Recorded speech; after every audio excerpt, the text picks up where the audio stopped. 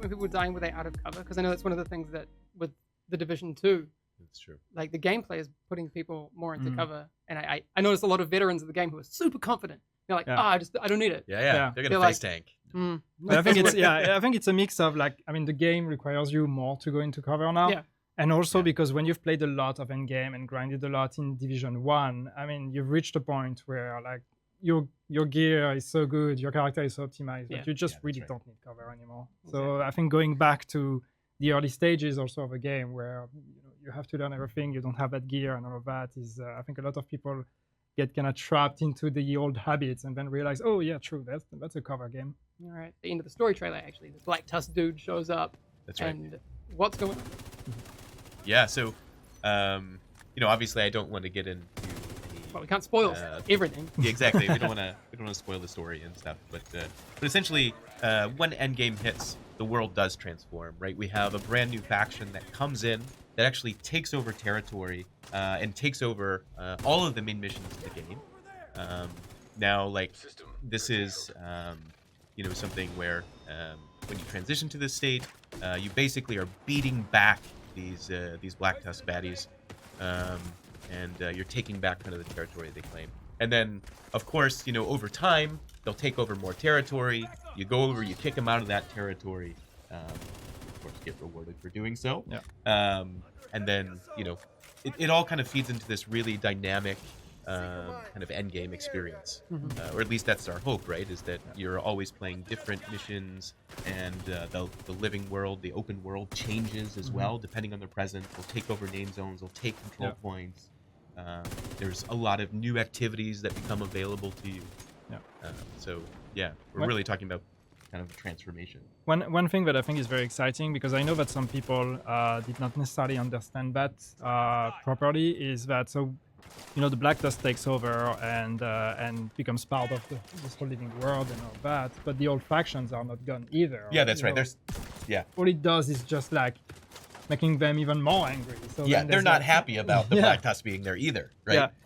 So it creates all these situations in the open world where suddenly there's that one faction that takes everything, and then everybody's kind of fighting against each other and fighting against them, and they just come in and they don't care. They're just attacking everyone. Yeah, and it's pretty cool. Kind of as you can see as well, like the Black Tusks are very technologically advanced, right? We have our other factions, which have varying degrees of kind of their technical expertise and their kind of resources, but the Black Tusks kind of have all of the resources at their disposal. So they'll have things like flying drones. They have like the things that we call the warhounds, which have that super powerful semi-automatic weapon on their back. They have kind of mini tanks that they can control.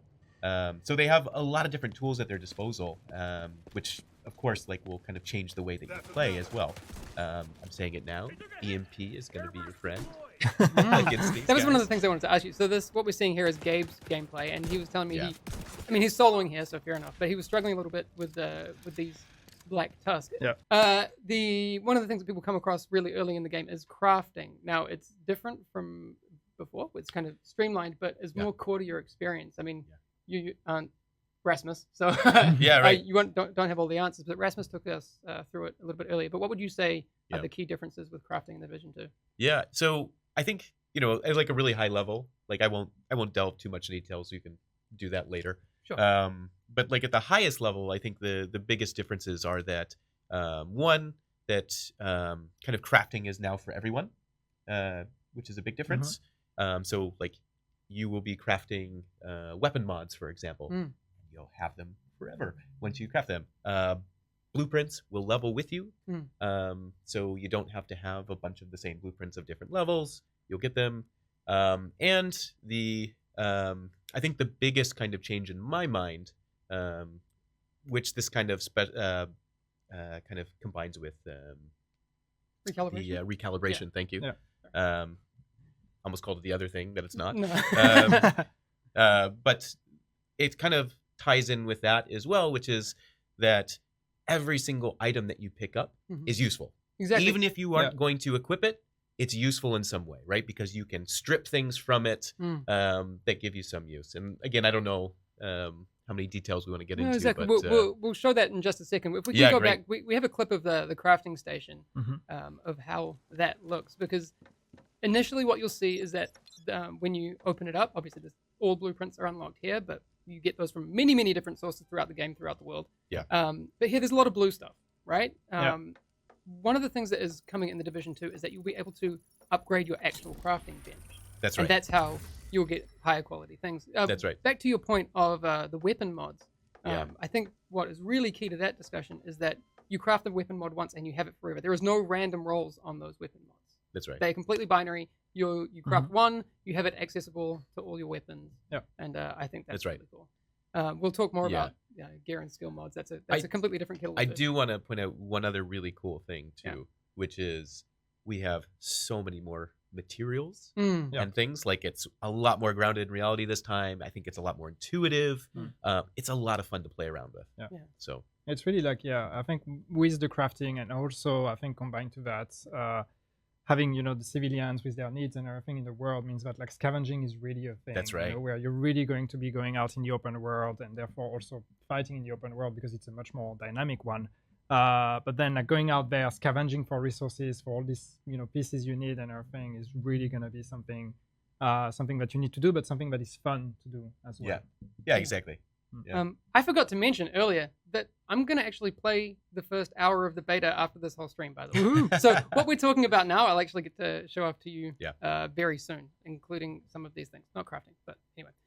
We'll just quickly show you what recalibration looks like, because I'm super stoked about it, because that whole consumption of the item that you don't really want anymore is really, really important. Because like you say, when you're playing through the Division, I think one of the things that is improved now in the Division 2 is that every piece of gear has value. That's right. And Rasmus was saying, he's a game designer on this feature, was saying that you can get really, really good rolls on specialized and other items as well that you might not want to use, but you might want to use that stat from. That's right. So the recalibration things are super cool. Yeah. So if you don't have it at all, all, a big smile. This might be the time. Public executions are a thing. Yeah, actually, that's right. in this clip that Ella captured, the thing I love pointing out about this is you actually see another faction getting involved with the public execution, which isn't always going to happen. But the fact that these factions interact independently of your impact on the world, I think is super cool. Yeah, that's right. I mean, regardless of whether you're there, they're still trying to accomplish their goals, right? Yeah.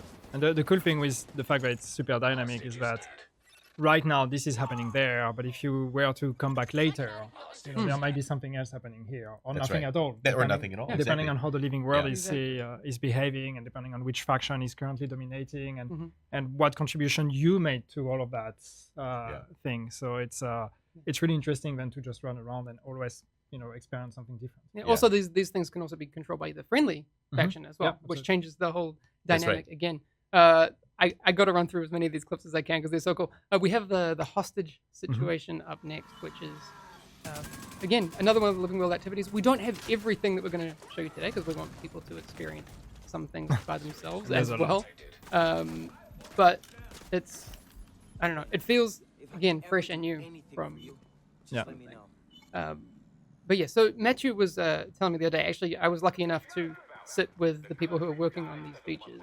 And they showed me how the whole logic behind this runs, which is really cool. Yep. And again, it's not rendering everything, but that the systemic math and logic behind it is always running in the background. Actually, during the beta, even though you're only playing on a small system of the map, they were showing me that it's still running. The logic of the world is running. Yeah, there's a lot already. Yeah.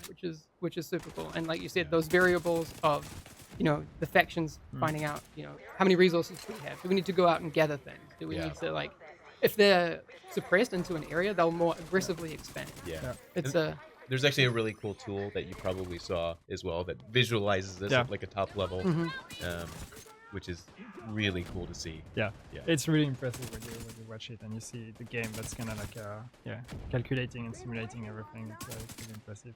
But yeah, I think the whole logic is really interesting because it's also, there's many layers, right? Like a faction is first going to be like trying to make sure that they get all the resources they need, for their own survival and everything. And then from there, they're going to start growing more aggressive and start going out there to start taking territory. And if you don't, because you might not want to be part of it. You can let it run on its own. Yeah, you don't have to interact with any of this. But of course, the more you let a faction do whatever they want, and potentially also, like the harder it's going to be for you to fight back. Eventually, also the harder it's going to be for the civilians and the settlements, because they're going to get completely overrun eventually.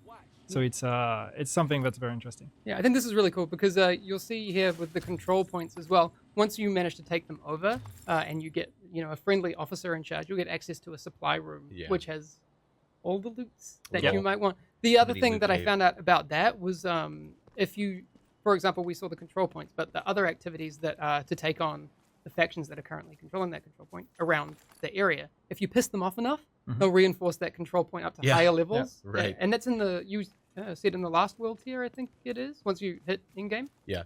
And then if you then take them out, once they've reinforced to max level, you get even better rewards. Yeah, that's right. That's super cool. And you can see here, Ella was turning in a bunch of food because she's nice like that. Okay, but we can say that named bosses are out there in the open world. Yes. They're worth finding. They are absolutely worth finding. Yes. They are not always easy to find.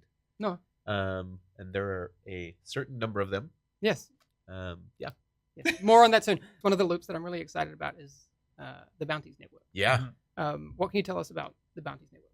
Yeah, so I mean, again, it's a pretty in-depth feature. We'll do a dedicated stream on it at some point. I was going to say, so, but like, at a kind of top level, we're looking at basically, kind of the most wanted criminals kind of in the DC area that you have contracts to essentially eliminate or defeat. And there are a number of different ways that you can get those contracts. So some of the more kind of difficult and most rewarding kind of contracts you have to kind of find in special ways. There's like some kind of hidden aspects to it, some surprises to it. We'll talk more about, I mentioned names on liberation stuff before.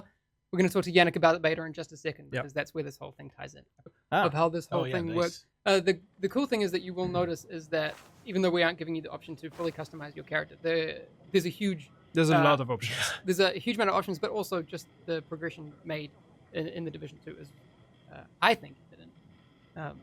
So yeah, again, we'll probably randomize a few characters in the live demo of the private beta in a minute. Also, I didn't mention it before, we're going to do some giveaways during that whole time, so stick around. 5 side missions. But then there's the invaded main mission. Yes. How do you get into those? Into that, because there's one. Yeah. So there's one invaded main mission. So the second mission that you get in the beta, it's called Jefferson Trade Center. You will get to play it as part of the normal game flow. So when you're level like 4 or 5 or something, you get to play it. And once you completed that mission, we will unlock the invaded version of it. So that will happen. So there's a time, which is on Friday at 5 p.m. our time. So that's 5 p.m. CET. We will make it available to all the people that already completed the mission in the normal playthrough, all the people that complete the mission afterwards. And starting from that point, what you can do is basically log out of your character. We can show this actually. Okay, I made a little clip of it before. Nice. I didn't even know because that. I think it's a little bit confusing. Like you'll get this notification, and then it probably thank you, directs Hamish. I'm trying to explain something, and you're like, Sorry. yeah, that's a bit confusing. This is how it works, right? It probably is. Yeah. So yes, exactly. So once you've completed the main mission in the normal playthrough of the beta, and after the time that I said, then you get to log out, and yes, you will have 3 level 30 characters fully equipped, each one with a different specialization. So you can just log into any of those characters, and then you will get to replay that mission, Jefferson Trade Center, but level 30 endgame with the Black Tusk as an enemy. And you can play it as many times as you want with any of the 3 characters. Log out, select another one, log back in. You can matchmake there, so you can also, you don't have to play solo, you can play in a group. That's cool. So yeah. All right. And also, like, if people really wanted to experience that whole beta flow all over again, like the White House, Liberation, and all of that, they can delete their characters as well. Yeah, you can delete. So we only allow you to create 1 character, and the reason is that we need the other 3 character slots for the level 30 characters. But therefore, that first character, you can delete it and create a new one if you want to replay everything. Mind you, there's a lot to do, so you shouldn't be running out of things to do in that beta. I mean, we're looking at many hours of content just for that. So yeah, but if you want to replay the beginning, you can just delete your character and create a new one. Nice. One of the other things, actually, people have seen it in loading screens that got leaked and all of that, but photo mode is coming. Yes. It's so cool. To the Division 2. And correct me if I'm wrong, but Leamington deserve mad props for that. So absolutely. Thanks. It's pretty. They did great work. Yeah, it's pretty fantastic. Yeah. I'm really psyched about it. And I know a bunch of the Division community will definitely get a lot of mileage out of that as well. It was such a requested thing on the first game, so it was like we had to have it. A lot of the devs, right? Yeah. Have loved making wallpapers. Yeah, absolutely. That's true. That's true. So it's a bit self-serving as well. Mm-hmm. But it's something we're also very excited about, and we are very, very excited to see how people are going to be using it, because there's so much to see in the world. There's so much to discover. There's so many things. We know how people would love to just go explore the world in the first game and just make screenshots of what they find, because there's a lot to discover, a lot of hidden small stories and micro elements everywhere. So now we actually have a photo mode that allows you to make some very, very good shots of that. So yeah, very exciting to see what people will make out of it. Nice.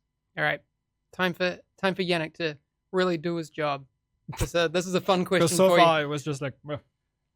I like this one. No, but obviously a lot of the things that I see online, people are really psyched for the beta, but they are wondering who has access? How do I get in? Where do I redeem keys? What do those keys mean and all of that? Yeah. So who gets in and how? Yeah. So for the beta, what we're doing is that you have two ways to access. If you pre-order the game, you get a guaranteed access to it. Or otherwise, you can register on the Division website, thedivision.com/beta, and there you can register for a chance to be selected. So we're going to be inviting people who pre-ordered, and then a lot of people also that just registered and are just waiting for a chance to actually be playing the game. I know that a lot of people were asking about when are they actually going to be getting the keys. Mm-hmm. So everything is going to be sent tomorrow. Mm-hmm. So tomorrow, that is the 6th of February at 10 a.m. CET, so 10 a.m. our time. We are going to be starting sending the invites to everyone. So if you've been selected, you will receive an invite at this point. You may or may not get a key, depending, because the access is a bit different depending on how you get your access. If you're on PC, if you're on console, and all of that, it's a bit different. So just follow the instructions that are in the invitation. But yeah, all of that is going to start running out tomorrow. So, and what that means is also that starting tomorrow, 10 a.m., so from the moment you get the invitation, we also have a preload that is available. That's exactly what I was going to ask you. When can people download stuff? Yes. So yeah, starting from tomorrow as well, we have the preload, so you will have 24 hours to download the build before we open the servers. This is my terrible internet New Zealand brain talking.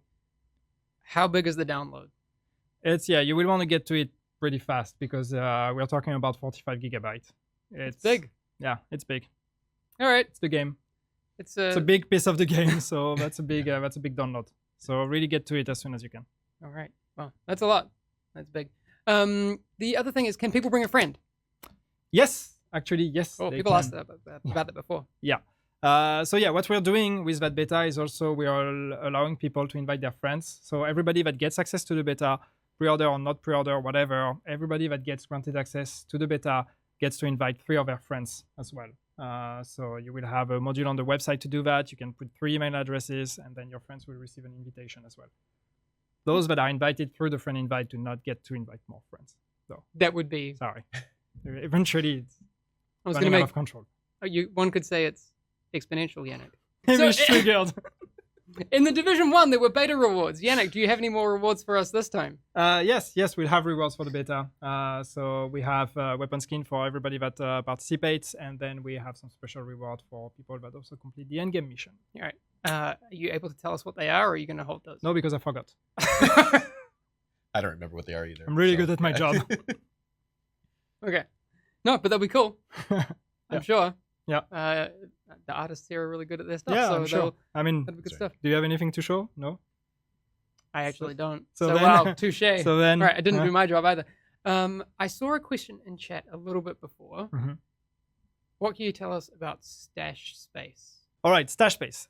So what's going on with stash space? We know it's a big topic. It's something that people have been talking about for a very long time. So what we're doing with stash space and the way we're looking at it, and here we're talking about the perk of actually getting the elite agent pack that comes with what was called like extra stash space. So I can't remember what the actual wording of it was. So the idea is by getting that pack, what you're going to unlock is you're going to unlock extra stash space early on when you play the game. So the idea is really to give an extra boost from the early stages to the people that have it. So you're going to get extra stash space from the beginning. Okay, give me numbers. But then everybody gets to catch up. All right. Okay. That's the important But that's the important part, right? Yeah. Is that second part. Is that everyone gets to catch up. Right? So, and the way it works is we have a perk system in the game. So you're going to be, and you have that in the beta actually, you can gain what we call shade tech, which is, a kind of currency that you have to explore the world and find to, unlock new skill variants, new perks, and all these kind of things. And some of those perks are actually to increase your inventory space and your stash space. And so what we're going to do is, for those that have this extra stash space, they're going to start with the final perk directly unlocked. So they don't have to grind to get it. They will have it directly unlocked, which means that at the beginning of the game, they will have more stash space. But that perk is available for everybody to get in the game as well if you get the currency. So you're going to get to play the game, unlock all the perks that are related to stash space, and eventually, completely catch up. When you reach endgame, everybody is going to be at the same level. Right. And what we're looking at, since people are very attached to numbers, I am. What we're looking at is basically you start with 50 slots in your stash. Then you have an extra 50 that you're going to be able to unlock through various perks as you play the game, as you play the campaign. And then you have the final perk that is an extra 50 that unlocks just when you're doing the end game. And that's that one. That's that extra 50 that you can unlock in the end game. That's going to be unlocked right from the beginning for people that have the Elite Agent pack. So people that have the Elite Agent pack start with 100, get to reach 150 by the time they finish the campaign. The others start with 50, get to reach 100 when they finish the campaign, and then unlock the 150 as they play the end game. To be clear as well, that's not the only thing you get in that edition of the game. No. No. I know we focused on it because it was a question from chat. Yeah, that was a very important discussion. So it's more. important to clarify that. All right. But yes, there's much more things you get with that. That is another stream. All right. Thank you. Thank you for that. I hope that makes sense. I think it makes sense. I think it makes a lot of sense. I'm almost ready to start playing this game. I'm really excited. Yes, I was going to ask you one bit of information. Please. That he's going off script. He's going off script. I know. I don't have it in here, Drew. Drew, improv. I have time. Can I just say that one of the really cool features that we haven't talked about at all? I'm so scared. All right, no, please. Is that you can play with your friend of any level. Oh yeah, this is really cool. It's pretty cool, and we haven't mentioned it at all. Yeah. And And we had questions about that actually. Yeah. So how does it work? So the way it works is that if a friend is a higher level than you play with them. You essentially get leveled up to their level, and you get to play with them without any kind of penalty. You still get XP, you still get loot, and it's all for you. It's not like it's this inaccessible, leveled up loot or something like that. It takes care of it. So behind the scenes, we basically give you this buff that makes you kind of play like a higher level character than you actually are. And then once you leave the game, you go back to your normal level, but you have all the XP, you have all the loot, you have all of that stuff. Is that leveraging similar systems to the normalization that we have in PvP, or is it an entirely different thing? I think it's a different thing. Tech-wise, I actually don't know. Yeah. So question for someone else. That's a question for someone else, yeah. Right. But then everything you get then is scaled to your level, right? Yeah, and Mathieu could probably give a lot more details. But yeah, exactly. Yeah. But it's an awesome system. It works super well. It's very simple and streamlined. Yeah. And that's exciting for me, being a new dad, not having a lot of time or predictable time playing with friends. I thought you were going to talk about playing with your kid. Yeah, right. Being your dad, my kid can play the game and my kid won't suck as much playing as with my 4 months old. Exactly. That's gonna be nice. Yeah. But it's a cool feature that I'm excited about for sure. I was so terrified when you said, I want to talk about something we've never mentioned before. But that's cool.